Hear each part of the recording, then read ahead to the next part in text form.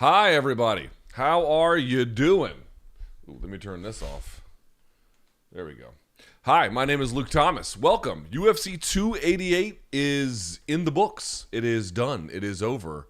We have results, and I'm here to talk about them. This is the official UFC 288 post-fight show, as I mentioned, or maybe I didn't. Either way, my name is Luke Thomas. I am the one half of the hosting duo for Morning Kombat.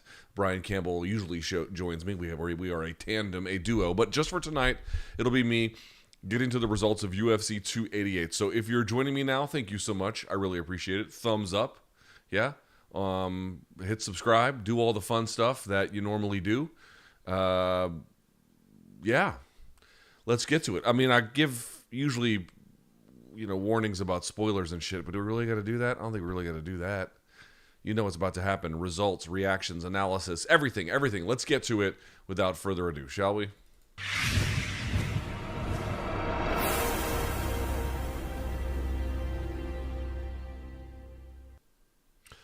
And we're back. Let's do this part. Hey, there we go.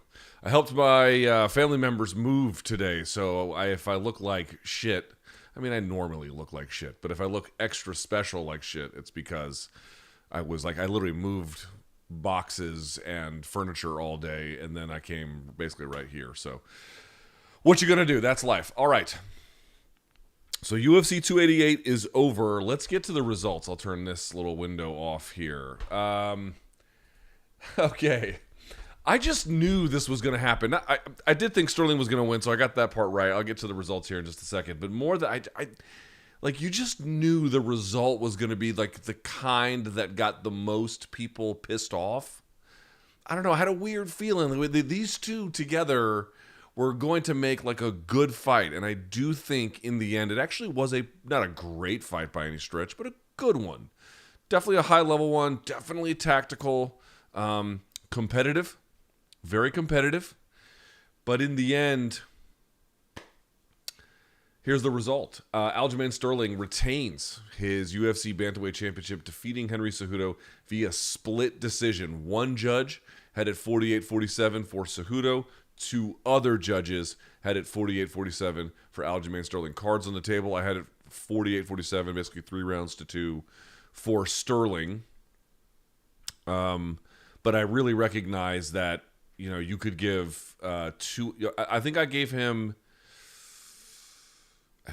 2 maybe, and 5. I think that's about it.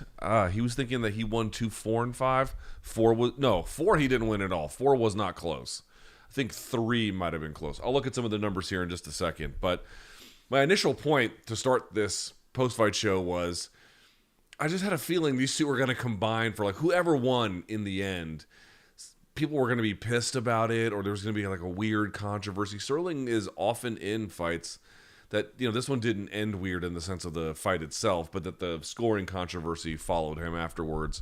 I think his bantamweight run has not been filled with short of the second Yan fight, these like high water marks of consensus about how well he's done. Okay, so a couple of high level takeaways. Father Time is mostly undefeated, pretty undefeated. I'd put out a stat before the fight.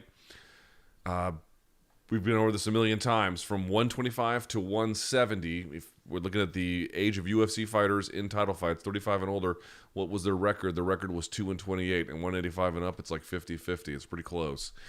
So obviously it's incredibly unforgiving. Bantamweight has never had someone 36 years of age in a UFC title fight win, and that continued to this day. Now, he got pretty close, but in the end, he didn't win. It's just tough to be off for 3 years, even if you're training in the gym and coaching and around high-level stuff and all that kind of things. You got to remember, man, like, Henry didn't look bad tonight. I actually thought he looked pretty good, but he just looked... A guy like Aljamain Sterling, especially on the feet, can win large stretches of a round, and then the fight itself really never getting out of third gear. He doesn't really need to get into something beyond that. Like, that's actually a pretty suitable gear for him. Touching and going, finishing a combo, throwing one more extra strike at the end of it. that kind of a thing.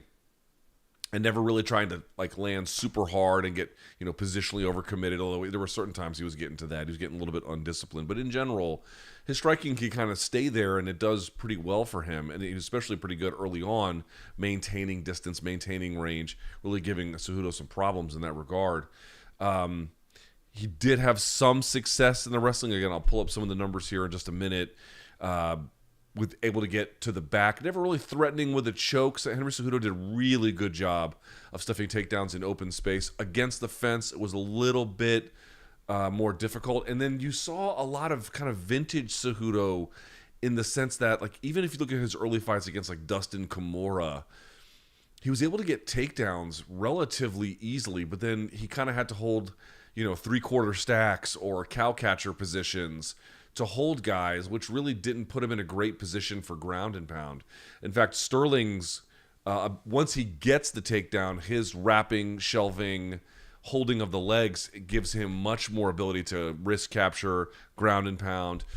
Standing up in open space, I thought Cejudo did better in the clinch. Up against the fence and like wrestling clinches, I thought Sterling was much better there. Both guys had a pretty dynamic kicking game, but Sterling's was a little bit more, at times, up the middle, a little bit linear, which enabled him to have, again, going back to a better command of range, better command of distance. That's like sort of the overview of kind of how this went. Neither guy did really a lot with ground and pound. Neither guy did a lot with... there were at times on the clinch breaks, once Cejudo like fought off the takedown and they were back to their feet and they were separating, you would see Aljo kind of spin for stuff. And there was a little bit of that. Some of that got through, but again, nothing like too super significant. It's a lot of touch and go with Aljamain Sterling. Amazingly, couldn't get the Newark crowd to back him, which I want to say somewhat surprised by, because New Jersey... People think New Jersey and New York are not distinct. They are quite distinct.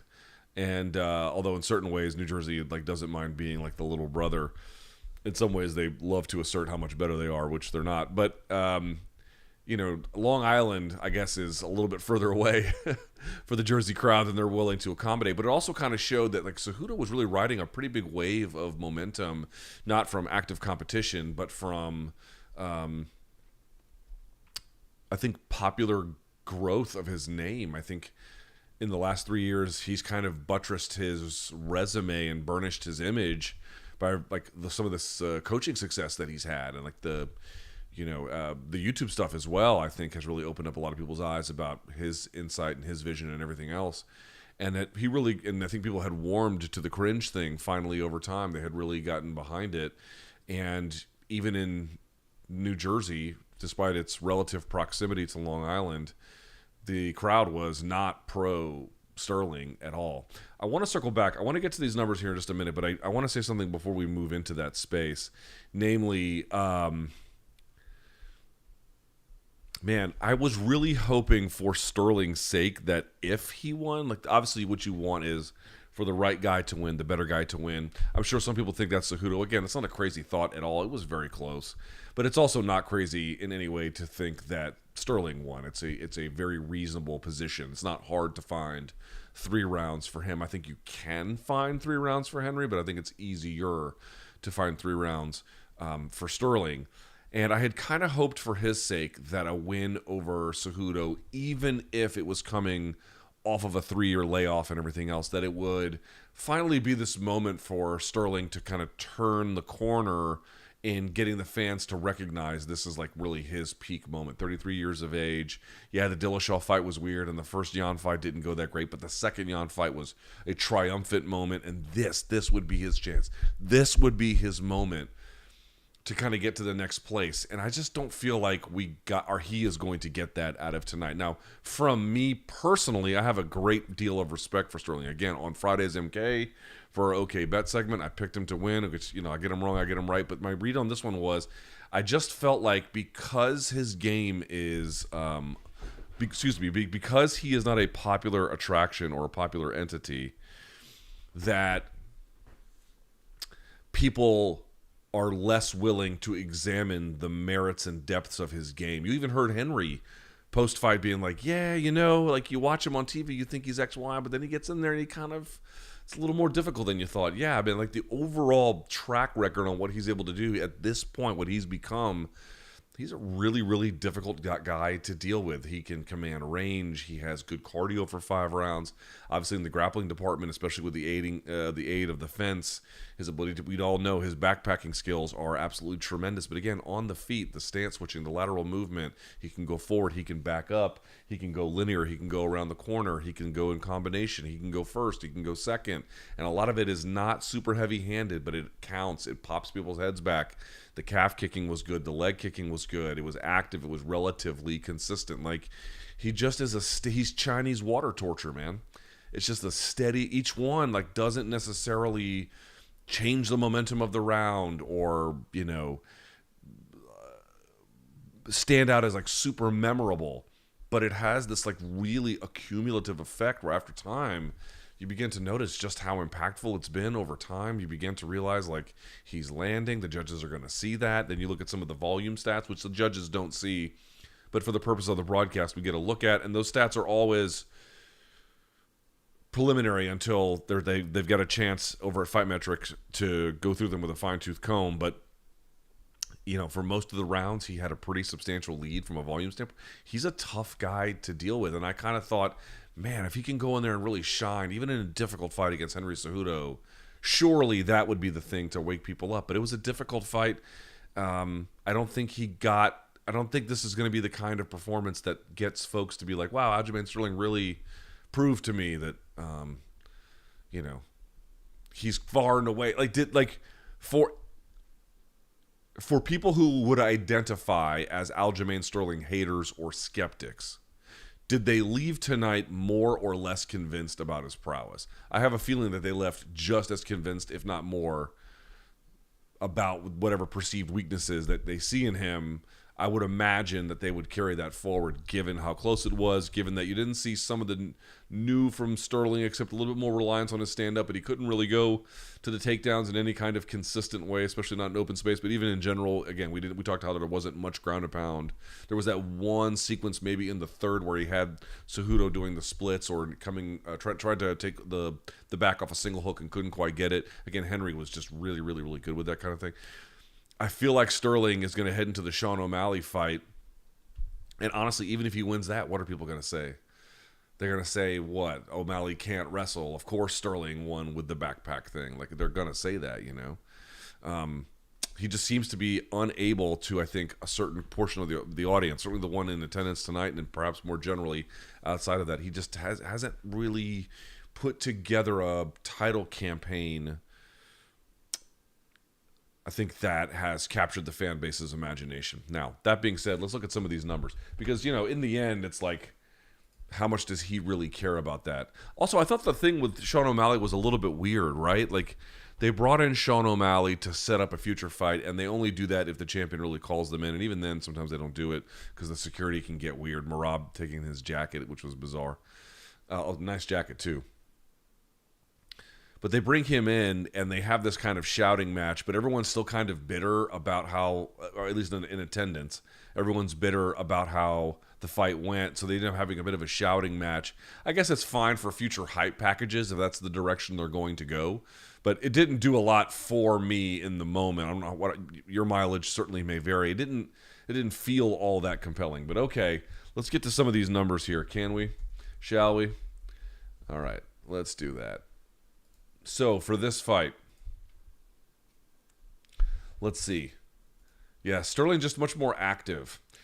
Sterling attempted a total of 261, Aljamain Sterling attempted a total of 261 strikes, 210 significant strikes. He landed 135 of them.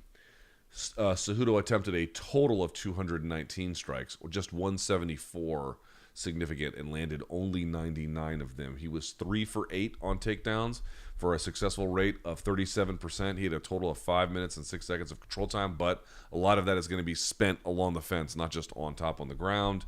And then conversely, Sterling getting 4 of 15 takedowns with a total of 4 minutes of control time. But again, how much of that is spent against the fence versus just on top? There was some of that, obviously, by virtue of the, so not in terms of the successful percentage, which would put him at 26%, but he got 4 takedowns on Henry. Henry got 3 on him.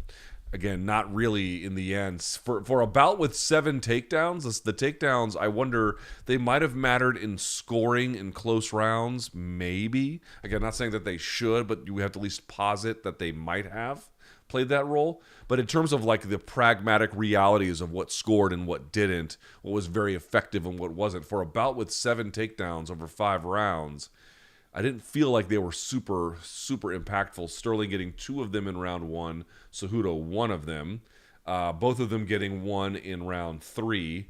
Round 4, Sterling got 1.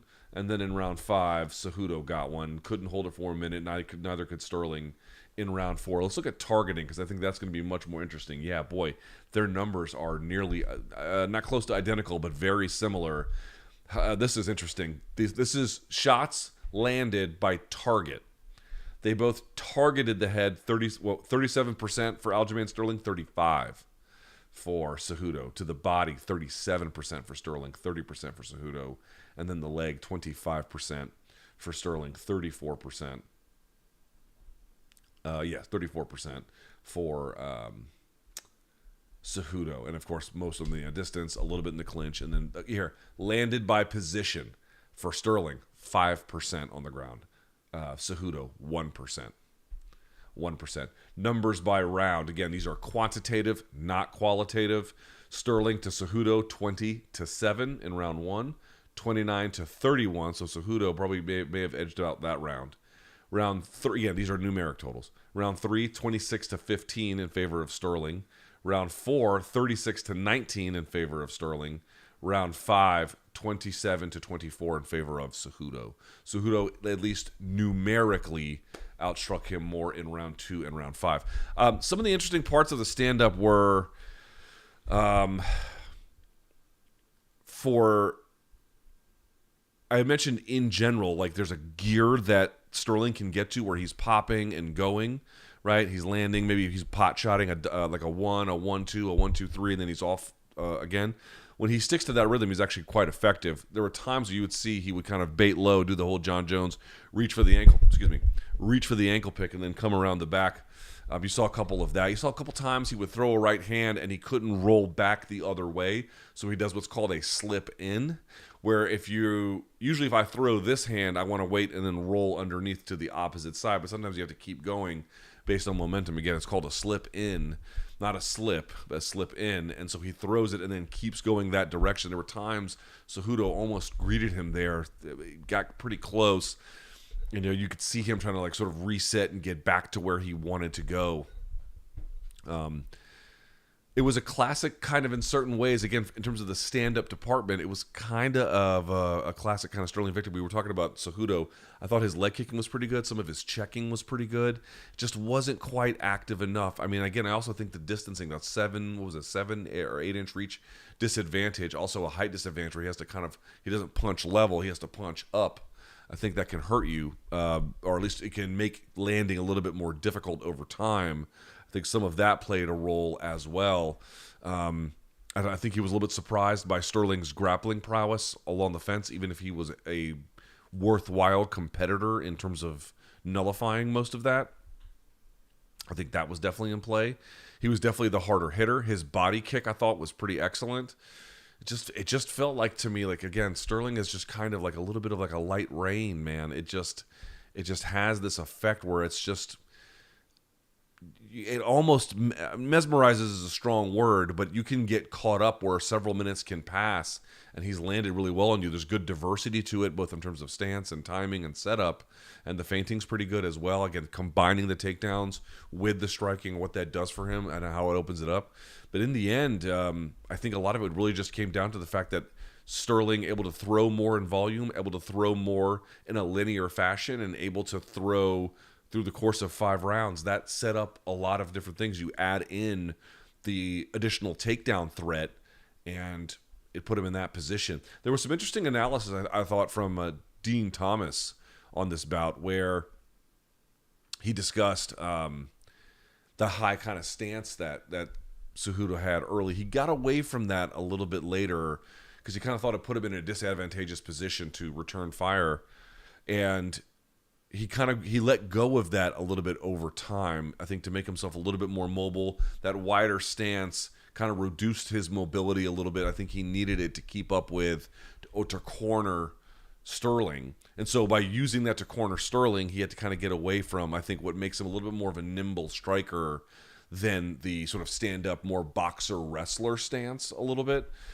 Even though it makes him more mobile, I think he kind of likes that lowered, wide stance, center of gravity, karate kind of bladed stance. I think he gets a little bit more out of it. So he kind of had to go to a different place to keep up with the movement and the range and the distance and the timing. And he was still pretty damn effective with it in general. But I don't know if he was fighting for the most part in his comfort zone. I mean, I guess that's really the thing that Sterling does, right? He doesn't...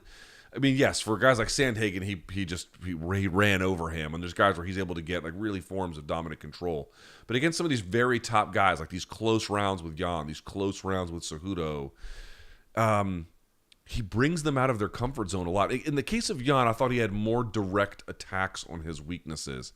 In this fight, I felt that Cejudo got caught up playing a little bit more of Sterling's game. As long as Sterling is able to move that freely, even if you're pressuring him, he can pull you into traps. He can switch stance into traps. There's just a lot he can do with that motion to weaponize it. It's not just defensive motion. A lot of it is very defensive. It's not solely defensive. And of course, if he's the one that has to walk down Henry, he's kind of giving up some of his reach. But if Henry's the one pressuring him, which he did much more later, yeah, there were times he was able to like leap into range and get some good stuff. So Henry did land on that account a couple of times, but in general, he's bringing himself into range for Henry or for Aljo, and Aljo was just able to sort of pump the jab over time, and again teeps up the middle. You get it along with all the other stuff, the rounded attacks, and it was just a tough way to get. It was a tough way to go through the fight. Did Henry look old to you? I don't think he looked old to me. I thought he looked, like I said, kind of was stuck in for the striking standpoint, stuck in that third gear. But overall, if you just look at his preparation, what he was trying to do, what adjustments he made, what he was ready for in terms of Sterling's particular strengths, I think it's wrong to conclude that Henry looked bad. I don't think he looked bad at all, really. But guys, here's just the reality of bantamweight at 36 years of age. Again, especially with 3 years off. Here's the fucking reality. We're not talking about falling off a cliff. I never imagined he would come back and look like terrible. I mean, maybe you thought he would look like noticeably different, but I never thought he was going to come back and look awful. And he didn't. I thought he looked pretty good. Again, you could make an argument he won the fight. But we're talking about relative to his peak, if you want to call it that, against Cruz 3 years ago when he was 33. All that has to happen is that's a different opponent, different challenge, the whole 9 yards. But on top of that, we're talking about a minor change in physical readiness. Not quite as fast, not quite as strong, not quite as explosive. Don't have quite as much work capacity through 5 rounds, even if you're not necessarily as tired. The two can be a little bit different. All you're talking about is a slight change. Dude, a slight change at 135 at the very, very top. The results of fights are going to start changing. I mean, just think of it this way. What is your margin of error at the very, very highest level of bantamweight? Man, it is close to fucking zero. First one to make a major mistake. No one really made a huge mistake here tonight. That was the other part too. You had 2 fighters who they did some things better than others, but they didn't make any like boneheaded errors. Sterling kind of shooting from far out didn't end up costing him. It could have. But in terms of how the fight played out, they weren't making costly errors. So we're talking about the margin of error is fucking thin. Add in any slight athletic change, again, work capacity, the whole 9 yards. It's going to have an impact. It's going to have an impact. So I didn't think he looked physically over the hill. It's not my argument. But he didn't have the same zip and pop that I felt like he had 3 years ago. And again, you might be saying, 3 years off the whole 9 yards. Sure. But at 36, you can't take 3 years off and then expect to beat the guy at 33 who's like uniquely good in weird ways and has been competitive basically this whole time, absent some injury recovery time. It's just too at 135, it's just way, way, way too unforgiving. Super unforgiving division. So I know that this is not going to be the fight that I'm going to try to convince the world that Aljo deserves his flowers. And I'm telling you that there are structural reasons to have had some reason to believe that Cejudo might struggle in parts. I understand all that. But he's fucking good, folks. Aljamain Sterling is very, very good. He's very good. He's not going to wow you with his KO power. Obviously, his grappling prowess is rather significant. You didn't see much evidence of it tonight, but I don't really need to prove that point. But his overall skill set and what he does in fights, again, combining wrestling threats with back-taking threats, combining the both of them to set up striking, very good lateral movement. He can go first, he can go second, he can pull into traps, he can lead. Good work capacity, accurate, good variation, dynamic kicker when he needs to be, good use of range. I mean, dude, that's a very difficult thing to fucking beat.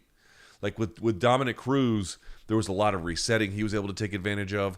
He was able to much better time the motion, both in terms of the final knee that landed, as well as some of the leg kicking he was able to do. Like, it was just a much more available, predictable target. Sterling makes himself an unpredictable, difficult to find target over time. When you can narrow the options where he's up against the fence, or you can narrow the movement, sure, that equation gets a little bit different. But over the course of 5 rounds, 3 rounds, whatever it ends up being, he that overall body of work, no one individual piece except for some of the back control might wow you, but the other pieces working in conjunction, he's difficult to beat. He's really difficult to beat. It's not like he's got a huge lead on the division. It's not like he's so much better than these other guys. Again, the fight with Jan was really close. The one with Dillashaw was just a disaster, but that's not his fault. And this one was really, really close. Like, it's not like he's got like a major distance between himself and the rest of the bantamweights. But however much you like him, however much you don't like him, I don't think that his ability to stay on top these last few years, relatively speaking, is in any way accidental. Like, yes, there are other guys nipping at his heels, but that overall, again, the last thing I'll say is that overall body of work, it is a lot to deal with. It's really, really a very, very dynamic problem. He is a tall fighter for that weight class who fights tall. And when he grapples in terms of like positionally, like with purpose, verve, and with asymmetry, to put himself in strongest possible asymmetrical terms with his opponent. Like, it's a lot to deal with, man. It's a lot. So even guys like Jourdain and Henry Cejudo, they can get 5 rounds and they cannot convince judges to get them that. Also, it's worth sort of saying, like, I wish we could talk to these judges. They clearly, just look at the second Jan fight, look at this one. They clearly love something about his fight style. I honestly believe it's the amount of activity, even some of the stuff that doesn't necessarily land. Like, and that's going to sound like ludicrous to certain people, but like, you just go back and you watch the Martin Kampmann-Diego Sanchez fight. Like, we're talking Sanchez get the crowd roaring, and then you go back and look at the replays, and he's missing on like 5 punches, and then Kampmann would land a super hard one, and they'd be real quiet about it, and he lost it. Like, that was one of those fights that was a real wake-up call, that even shots that miss, depending on how it can be perceived by the crowd or the judges, can sometimes actually weigh as if it almost did land, partly because they can be confused at times. Anyway, I'm just sort of pointing out the volume of Sterling. By the way, I do think is effective, but even when it's not, I wonder if it's counting for him. I wonder if he's got a inherently judge-pleasing style, and to what extent that makes a difference. By the way, I saw people complaining about, like, oh, the UFC, they've been having some dud main events. Well, this was a fight that kind of needed to happen. Like, no one was bitching about it that much when they made it. People were bitching about the card, and fair enough, the card overall had some good parts, had some duds, but this fight was fine. And it's the New Jersey State Athletic Control Board, which is their commission, who judges this. So if you're mad at the judging, you should be mad at them. And by the way, I think the UFC would have been all too happy to welcome back Henry Cejudo as a champion. So it's like, oh, the UFC, because how did the conspiracy theories go, right? I'm trying to put myself in the mind of a mouth breather. It's very hard for me to do, but let's try. They would say something like, the typical complaint that I see is that, oh, the UFC is setting up their people to do well. You know, they're going to set up their guy that they want to win. Guys, I have a feeling they would much rather have seen Henry Cejudo win. But he didn't. Not tonight. All right. Let's look at some of the other results from this fight card if we can. The co-main event, again, I'm not really sure what to say about that. Belal Muhammad defeats Gilbert Burns 50-45, 49-46, 49-46. So in the first round, Belal Muhammad stuffs a takedown from Gilbert Burns, where I think Burns' body and head were on the same side, right? Because you want him to be on the opposite side. And he ended up like crashing on his left shoulder. Now, it didn't look like that Aaron Pico shit where it's like all hanging down, but it didn't look great because he couldn't really use it. He didn't really throw it hardly at all after that. Certainly not the last 3 rounds at all. I'd have to go back and look to see if there were some other ones. But in general, he didn't throw it. And that's really important because one way you can get a guy who's moving in the way in which Belal Muhammad was, with the constant stance switching and trying to angle change, is jabbing him.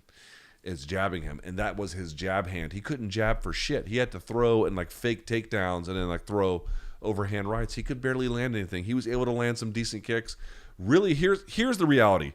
The 2 guys who won in the main and the co-main, they are not the fan favorites in attendance. Gilbert Burns, I think, was a little bit more widely liked than Belal Muhammad was tonight, and certainly Cejudo was more well-liked than Sterling. And I get that a performance of the kind that Belal Muhammad turned in, which was a good performance, but against an injured foe, like a visibly injured foe. I think it was after the 3rd round, Gilbert Burns told his corner he couldn't throw his arm at all. He couldn't throw his left at all anymore. I mean, you can't throw your jab hand in a fight where like the jab would have been incredibly effective. By the way, Sterling was actually pretty good with the jab. He was jabbing to the body, using that as like fake level changes, and then using that to then jab to the head. It was actually pretty effective. Burns couldn't do any of that. So again, I don't look at this performance as the kind that Belal Muhammad is going to be able to take to his critics and be like, aha, you see? But I also think if we're just going to be fair to Belal Muhammad, it's so clear he's gotten much, much better, particularly in the stand-up. Like, it's very apparent at this point. I mean, let's talk about his win streak here for just a second if we can.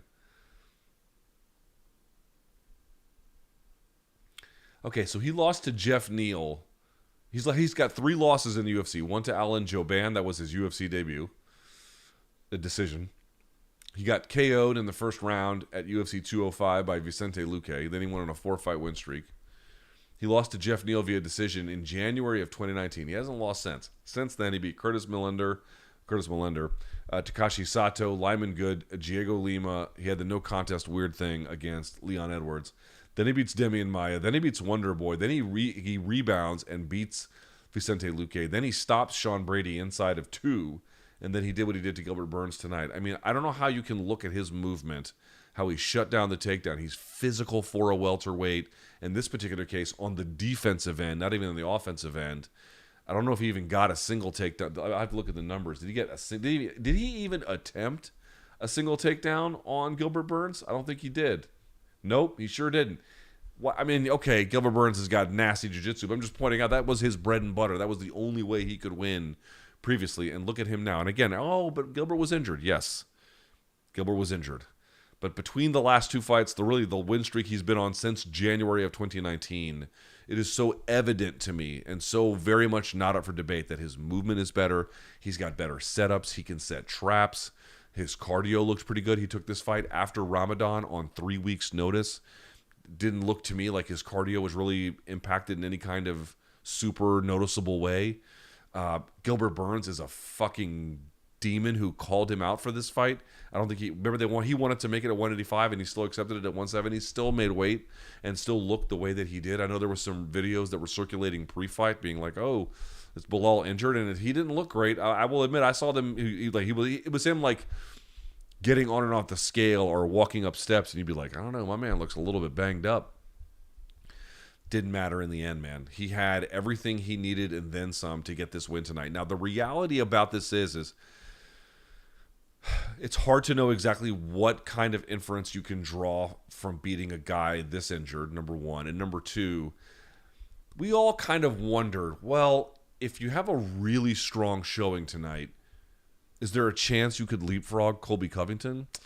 And I just don't think that's in the cards, man. I don't think that in any way. If he'd gone out there and, like, even with an injured Gilbert Burns still beat the living fuck out of him and stopped him, maybe you could say something. There would still be debate because folks would, again, point out how injured he is. But you would still, there'd be something to it. There's not even, given the UFC or Dana White or whoever's affinity for Colby, it would take something miraculous or at a bare minimum very impressive to overturn the apple cart, and I don't think you got that tonight. But I do think that there's now enough evidence to conclude that Belal Muhammad and the success that he's had in no way, again, I'm going to say it one more time, in no way accidental, in no way easy to attribute to a run of weak opponents, a run of totally good fortune. I mean, yes, his opponent in this particular case getting injured was good fortune, but the other wins he got were all, by and large, hard scrabble, very difficult opponents. I wonder what this does to Gilbert Burns. So Burns is 36, I believe. I thought Daniel Cormier made a really good point on the broadcast, right? And on the broadcast, he said, it's like, this is why the champions are deserving of respect. And his argument was, yes, of course, they're the champion, but think about this for a second. You not only have to be an incredibly high achiever, but you also have to just get really lucky. Like, shit has to go your way in all of the right ways to get yourself to that end of the line spot where you can hoist a belt either over your head or around your waist. And at 36, you're just not going to be as injury resilient as you normally would be. Now, who knows? Maybe this is something that would have been messed up no matter what. We don't have any real medical diagnoses upon which to make any broader conclusions, so I don't really know. But what I do know is maybe this isn't the end of the line for him as a genuine title contender, but this complicates his plan. What I think he really wanted to do, because, we saw him in South Florida before the Khamzat fight. Brian and I, my co-host, Brian Campbell, we went down to Florida about a month ago for UFC 287, and we spoke to him there before the Jorge Masvidal fight. And he didn't say this exactly, but we were talking to him afterwards, and we both got the sense of, like, what he wants is to win that one against Jorge. This is, again, a month ago. We thought he wanted to win that one and maybe jump the line with that. It was a good performance, but not enough to get it. So he took this one, I think, being like, okay, I can stay with my weight down, I can stay lean, I can stay ready. Just got to extend this by a few weeks, and I'm going to be right back there against a guy who I should be faster than and a better striker than. I guarantee you that's what their calculations were, or something approximating that anyway. And in the end, who knows how much extra wear and tear he got because he didn't get a chance to fully recover. Who knows if it was just bad luck, blah, blah, blah. But now it puts him in a really weird space where it's like, is he going to get... What does he have to do to get back to where he was? Because, again, I didn't finish the point. I think he wanted to win the one against Jorge, either get a title shot from that or, do it whatever again, to fill in as the guy in London in case they needed someone to be a weight replacement. And I think he wanted to fight for a title, and then I think he wanted to call it a day. I really do. I don't think he wanted to keep going much longer. I don't know what he wants to do now. God only knows. I mean, he's had a pretty amazing career, but I think in MMA he has fallen a little bit short of what he wanted to do. So it puts him in a really difficult spot about who he has to beat and how ready the UFC is going to be to give him a title shot and everything else. Colby's going to get it, then Belal's going to get it, and he's going to have to take someone else and win. I'm not even sure who's at the top of the division who he could fight that would make sense at this point. I guess a Kamaru rematch they could do. Unless Kamaru goes to 185 to fight Khamzat, which they might do. But it's hard to draw very broad conclusions or really go into the X's and O's about the fights when one guy is banged up like that. There's not a whole lot you can really say. Okay. How about this one? Women's strawweight bout. Xiaonan defeats Jessica Andrade at 220 of round number 1 via TKO. Man, the instant I saw it, you can look at my timeline. I tweeted it. It had Fabricio Verdum versus Stipe Miocic all over it, man. And how do you know that? Dude, when they run you back to the fence, that's one thing. That's one problem. You shouldn't back up straight, but they shouldn't follow straight either, yeah? But if you back up to the fence and then you turn at an angle and then they follow you where you're both have at least one shoulder to the fence, so they're following you almost like in an L shape, they're going to get knocked the fuck out. They're going to get knocked the fuck out. That's what's going to happen. You cannot chase a world-class fighter that amount of distance in a straight line and not pay for it. Does it require, I mean, yes, there's more significant analysis to it than that. You can go over there and look at the fact that, for example, Xiaonan, or Yan anyway, caught her on the half beat. So everyone fights on a rhythm, and it sometimes has to do exactly with how they're stepping. And so you could see Andrade was stepping forward like this. And so you don't hit them at those moments. You hit them right there, in between spots. Anybody who has seen any of my breakdowns knows I talk about the half beat all the time. That's when they're open. That's when they're defenseless. That's when they're vulnerable. And sure enough, Xiaonan stepped out, so she had her head off the center line, threw a punch over the top, and it's always worse. Of course, everyone I'm sure watching knows this. When you walk into a punch, it only accentuates the effect. So it was perfectly timed. Got her when she was off balance. Got her when she was defenseless. Got her when she was moving into it. Because she's fucking chasing a world-class fighter in straight lines. You're gonna get knocked the fuck out. Like, you're gonna get stretched doing that. It doesn't... You can do that against shitty fighters on the regional scene, and you may not even pay for it. Dude, you cannot do that against Stipe Miocic. He will light your ass on fire. And it turns out you cannot do that against Xiaonan. This version of Xiaonan, who, by the way, is easily one of the most improved strawweights, if not the most improved, among top-ranked strawweights in the last, 2-3 years. Look at her record, man. She has really come a long way.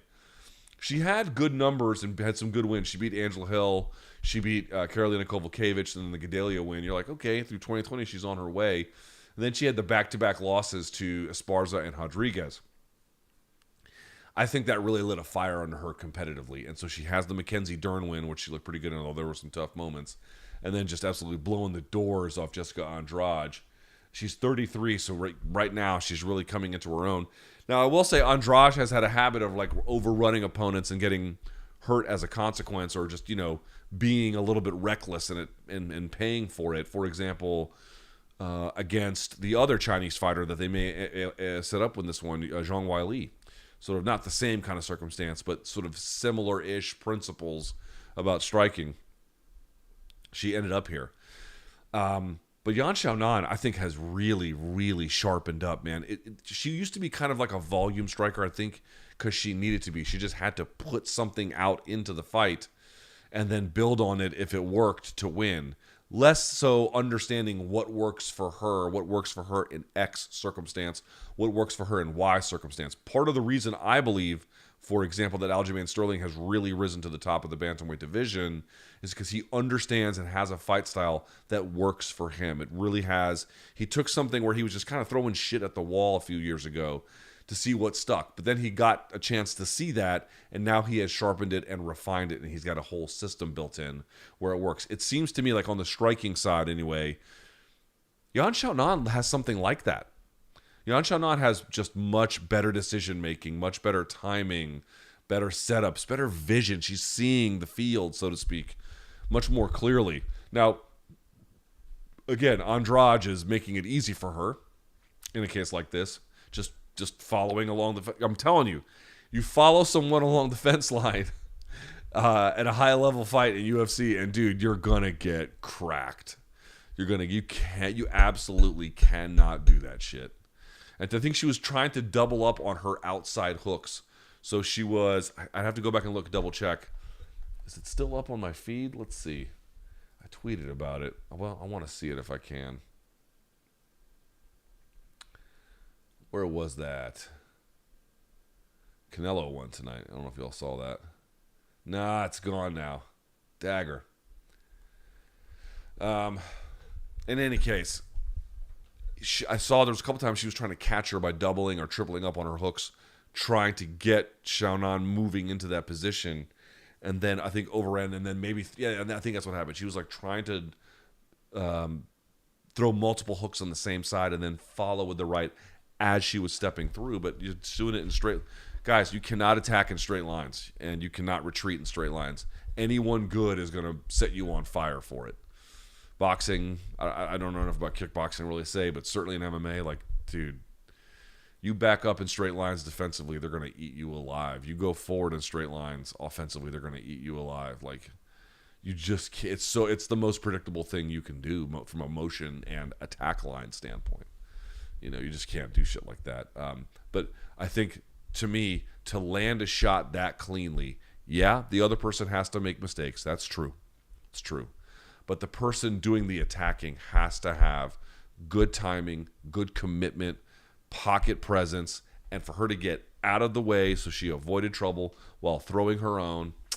Just a very, very good performance from Yan Xiaonan. A short one, but a good one just the same. Now, where does that lead us? That leads us to a place where could we have an all-female Chinese fight between Zhang Weili and Yan Xiaonan? Boy, the UFC would fucking love that, wouldn't they? They would love that. That would be huge, I think. I mean, when I say it would be huge, what am I really saying? Do I really know a lot about the Chinese MMA market? I suppose that I really don't. So I'm very much speaking out of turn. However, it would seem to me that to have two Chinese nationals legitimately at the top of the weight class, because you could argue that they are. Obviously, with Zhang Weili, there's no argument. She is. But Yan Xiaonan, a very deserving contender at this point, right? Or pretty high-level one. You could have what would seem to me as that's the kind of event you would want to have if you were building any market. Maybe you would want a different weight class. Maybe you want a different kind of makeup. But you would, or you want a big superstar like a Conor McGregor. But having a burgeoning market that has significant future potential to have already two world-class fighters in the same weight class legitimately earning a spot to compete against one another. This is a promoter's dream for developing a market. This is a promoter's, happy place when they're thinking about what we can do, what things could go right for us that could set us up to win in these markets. That's exactly it. That's exactly it. It's a huge, huge, huge potential opportunity, I think. We'll have to see, I guess, how it plays out over time and if UFC even goes in that direction. But those are significant stakes for them.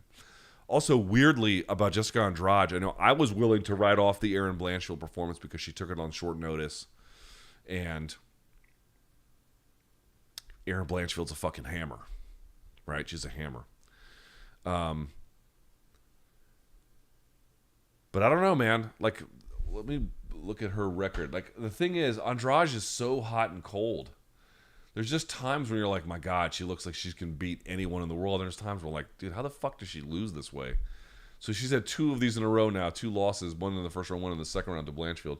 The win over Lauren Murphy also came this year, and she looked phenomenal in that contest. And then the win over Lemos came about a year ago, and she looked phenomenal in that contest. And then, of course, she has some wins prior to that in 2021, and then she has a loss against Shevchenko in that same year. So it wasn't like she's been on like some obvious decline.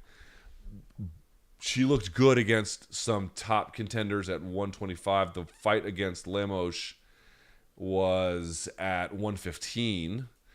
So she's back there. So yeah, like I don't know if it's really fair to say, there's a pattern here. Not so much in terms of over the course of her career, there might be some patterns. What I'm trying to say is she on some? She's currently in the slump with two losses in a row, and it does look to me like certain fights, I think she makes a more concerted effort to have better boxing. She seemed a little bit like too willingly reckless here, and it cost her, obviously. I guess I'm pointing out these two losses are bad because they both come by way of stoppage, but it just seems maybe a little premature to, how old is she? How old is Jessica Andrade? Yeah, 31. I was gonna say that I was worried about her progression, but she didn't look good after losing to Zhang Weili, and what happened after that? She did lose to Rose, but then she finished off Caitlin Chookagian inside of a round. She's just got. We all know the story. She's got significant punching power, absurd strength. I will say though that do you feel that we're at a point in her development where we should see more weapons complement that rather than her continuously just using that to win when it's available? I do feel that way a little bit.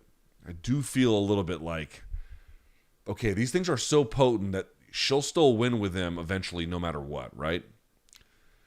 Are we seeing enough complementary technical growth alongside it to give you confidence about other things? I don't know. I don't know if I do. Certainly not in the last two fights. But she's been able to rebound before after bad losses. Let's see what her 2024 looks like. Because she's already fought 3 times this year. Are they really going to give her another fight? I guess they might. She might get 4 this year, but unlikely. Whew. Pardon me, y'all. It's late. I apologize. All right. Very quickly, Movsar Evloev is kind of how they were saying it, defeats Diego Lopes. Diego Lopes has both a fade and bangs. I mean, my man came ready with 3 or 4 haircuts at the same time. But okay, dude, you gotta. There was 130-27, which didn't make any sense. 29-28 for Evloev is fine. Dude, Diego Lopes nearly had an armbar. Did you see how Evloev got out of it? He actually had to get he rolled over, so his arm is extended. He brought his other topside knee inside the hamstring of Diego Lopes, so the knee is here, and he can kind of pull his arm back as a consequence by shoving his knee in and then pulling his arm out. That was clever. I'd actually never seen that before. So that was clever. Very, very clever. And then the ground and pound, so to speak, from underneath, the submission attempts from underneath. Diego Lopes taking this fight on extremely short notice. Boy, he came to fight today. Salute to that gentleman. He was overmatched. We're talking about a guy who's undefeated and a top 10 in the world in this weight class. But Diego Lopes showed up big time. In the end, the difference was, one, he was a bat out of hell in round 1. He could not sustain that level of attack strategically in rounds 2 or 3. And more to the point, Evloev has just got real good ways to manage around. He's got crisp boxing, a very good jab. He can do that for long periods of time where he kind of eats off the clock, where he's landing. Nothing huge. Again, kind of like Sterling. Nothing huge, but he's landing. And then he goes for the takedown maybe halfway through. His finishing on top is excellent. And his ground and pound, by the way, just slowly eats at you. It doesn't, there's no torrential downpour, but it's just kind of steady drum beat that was beginning to work. Lopes tried to have a bit of a surge in the third. It didn't get him a whole lot. Evloev's top control and balance is really good as well. He's just a really, really difficult guy to beat. He's got a lot of things that enables him to control fighters, control position, control rounds, dictate range, and you saw most of that. But Diego Lopes earning absolutely, I think, a lot of people's respect tonight. And I think the admiration of the UFC brass as well. I don't really know what to say about Charles Jourdain taking on Kron Gracie. 30-27 across the board. Gracie's lucky to get those.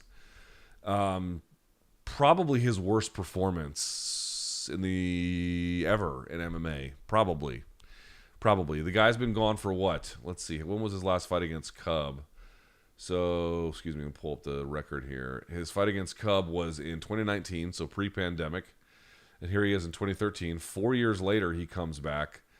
And people, I had tweeted that I had seen anyways, what I thought were some improvements in his boxing. There was a little bit of shoulder rolling. There was a little bit of trunk movement. But I don't know. He looked disinterested all week. He didn't want to be at any of the media events, which fine. I can understand that. But, he had the weird issue with Henry Cejudo where they were signing posters at the same time. He just seemed checked out and disinterested.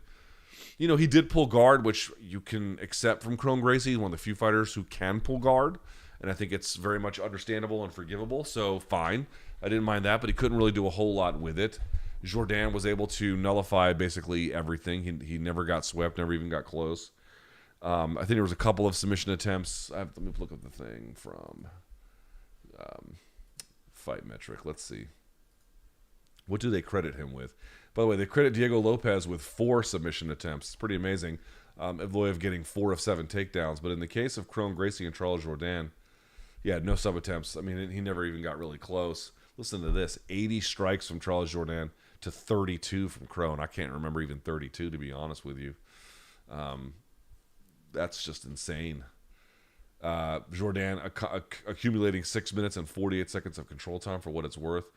Kron Gracie, dude, he's just ride or die. Listen, when you first got into MMA, the Gracies were the royal family, and in many ways, maybe they still are of MMA, right?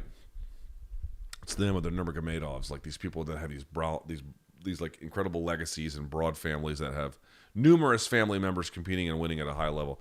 The Gracies had this moment in time where they were winning, kicking everyone's ass at the time, NHB, and then also in submission grappling. Remember, Hoyler won. What ADCC did Hoyler win? 99? He won 4 of them. But, you know, or late 90s, early 2000s, Hoyler was kicking everyone's ass in ADCC. And so they had this moment where they were just like this dominant brand of everything you could ever imagine. But we are we're 20 years since then. And, having a Gracie on a card just doesn't in any way mean what it used to. I mean, I'm not saying this pejoratively. I'm just giving an accurate reflection of the state of things. I did live in an era of MMA where that was not the case. And now I live in one where, Royce's son, I think Henry, however you pronounce it, he's like just barely hanging on in Bellator. Kron obviously has incredible jiu-jitsu. He has, virtually every accolade one could want from a life spent competing in that sport. But his style is not old school in a good way. It's old school in a very, you can't do anything to anyone at this level. You can't really wrestle. You don't have great boxing. You don't have great... The head is just on a post the whole time. Hardly any movement with it. Slow. I just don't know what about that. If the other guy has good submission defense and a good game plan, what does Kron have that's going to enable him to beat them? It's just way, way, way, way too antiquated. You just can't beat people like that, man. It's not going to work. And Jourdain had him studied. Jourdain, knew exactly what his assignments were when his hands were on the ground. If his arm ever got separated, there was one time where it got moved out again. Obviously, you don't want your arm fully extended. You want to kind of have T-Rex. You don't want to have your arm on the other side of the center line. That's a problem. He was always real good about keeping his arms and his hands where they needed to be, when he was on the ground, and he stayed out of trouble. And then eventually, over time, landed some decent ground and pound, or just got away and was forcing Kron to stand up, man. I remember Kron as an active competitor 10 years ago when he was doing the 2011 ADCC in China. Dude, Kron's amazing. He's amazing in that particular sport, but he is just...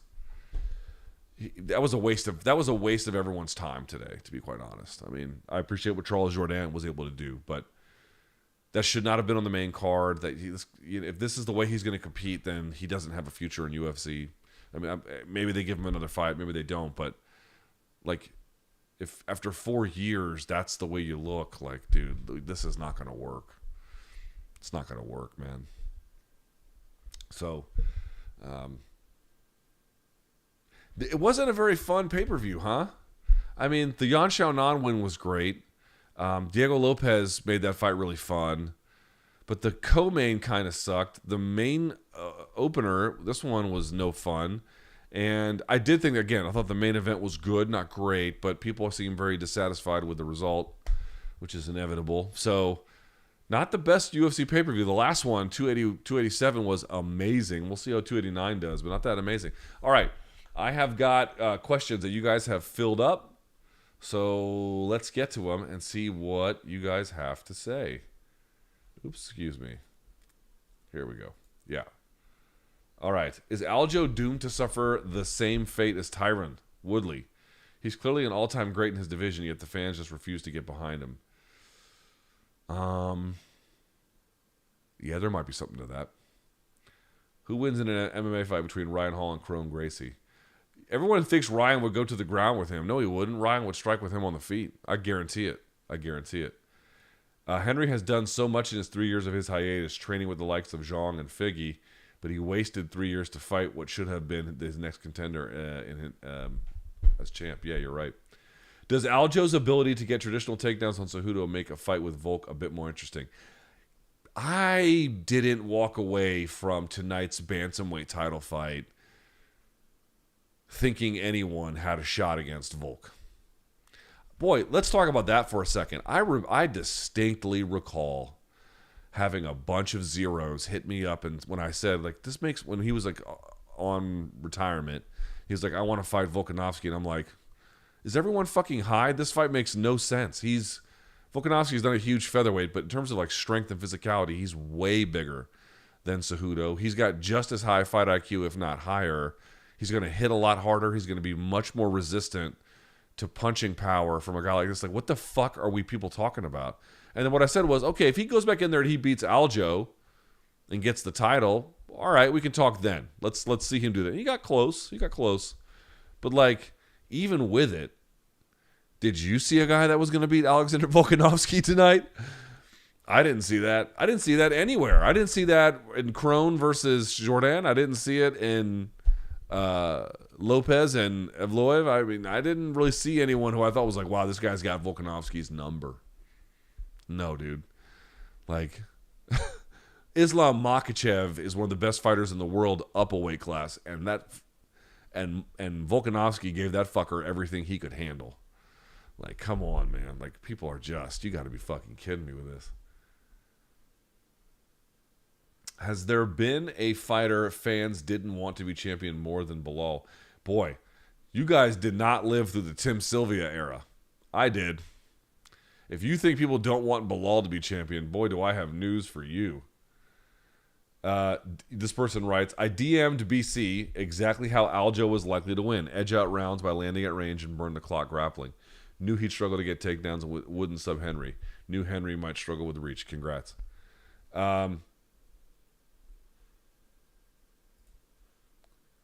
What's more interesting, Aljo versus Sugar Sean or Merab versus Sugar or Aljo versus Volk? Okay, you can get Aljo versus Volk off the screen. What's more interesting, Merab versus Sugar? No, Aljo versus Sugar, to me, is more interesting. Do you think Gilbert and Andrade regret taking fights so close together? Maybe. Because I think Andrade fought, 3 months ago? You know, and she got kind of stopped, basically, in that one. I mean, she did get stopped. What to make of Aljo being booed so close to his hometown? I mean, it's Newark, New Jersey. Folks, I have spent a lot of time in Newark, New Jersey. I worked in Newark, New Jersey for 2 years. Okay, when I was living in Manhattan because I refused to live in Newark. First of all, that's the first thing I want to say. And the second thing I want to say is, I have to spend an inordinate amount of time in the Newark train station dealing with the local beauties who hang out there. And let me tell you, Newark sucks. Newark sucks. Getting booed in Newark is, I wouldn't be able to live with myself if I got booed in my own hometown or a place that I respected, New York City or Madrid or something, world-class cities. Getting booed in Newark, it's like, I mean, who could give a shit, who could possibly care? But yeah, I think it does speak to some of that distance that Aljo has between himself and the fans, and how Henry had kind of really remade himself in the last couple of years.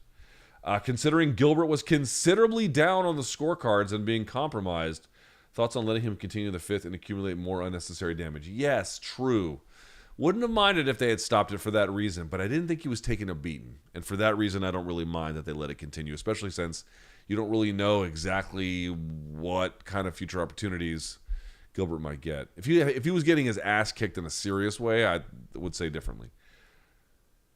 I have a hard time thinking Aljo won't get Sean's back. Why wouldn't he? Because he could get sparked the fuck out trying to do it. How much blame should we give Cejudo's corner for telling him he was up on the scorecards pretty much the whole time?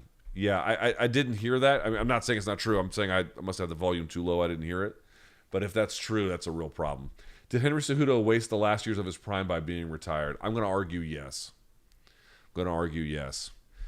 After we did the resume review and I saw how he was just really beginning to peak, I mean, you saw it in real time, but then when you go back and you watch someone's catalog, and you should try it sometime. Like, for example, an easy one to do would be Conor McGregor, because so many of his fights are either short or end in stoppages or whatever. Go through and watch his rise. You can begin to see these moments where they really begin to become different people. I thought at that Cruz fight that he had really just turned into something else altogether, and then he just stopped. And I understand why he stopped. Like, I get it. You got to make the decisions for yourself the best way you can, but they all come with trade-offs. And the trade-off here quite clearly was he gave away several years, I think, left of it, what he had in his prime, where he could have really beaten these guys and done something special. He already did something very special, but I mean even more than what he already did. Do you believe Aljo dips and weaves too much to avoid strikes? Yes, sometimes. It seems prima facie that it could leave him to vulnerable to kicks, yes, or punches too. Also, I wonder if the large movements are more taxing on the cardio. They can be, yes. Is there more method to the madness than it seems? He seems to have worked it into what he does, and so he has a tolerance for it. How would a fight between Topuria and Evloev go, or Evloev? I would love to see it. The question is, Topuria, bat out of hell. He's got good takedown defense. Would it be able to last against a guy like this? Conversely, I think he would give Evloev a lot of problems. Could he tolerate the firepower? We'll have to see. What do you think about Derek clearly giving round 5 the most clear round of the whole fight to Aljo? Yeah, that sucks. I don't agree with that at all. Scale of 1 to 10. How embarrassing and cringeworthy are these stupid post-fight face-offs? 2 or 3? Oh, no, I guess, well, is 10 the most cringe? Then it'd be a 7 or an 8. This person writes, Aljamain's boring ass, the only person who can get all the O'Malley haters to cheer for Sean. Yeah, like I said, I didn't think this was going to be one of those opportunities where Aljo was going to really convince the skeptics. He is a talented guy. You have to reconcile and reckon with that fact. But I get that if he's not your favorite, I can understand how he has arrived in this position. But you should very much have respect for Aljamain Sterling. He is an excellent fighter, and these guys aren't having a hard time by accident. Whether he's your favorite, that's a different story. All right, let's remind everyone, hit that subscribe button. Hit that subscribe button. If you're listening on your favorite podcast platform, give me a nice review. Morning Combat is back on Monday. We'll react to this from Brian Campbell. We'll both react to Canelo's win over John Ryder, who went the distance. He did get dropped twice, but they went the distance. So what does that mean? We'll talk about that and a whole lot more. So thank you guys so much for watching. I greatly appreciate it. I hope you enjoyed our Morning Combat UFC 288 post-fight show. And until next time, get some sleep. Let's go. Let's do it.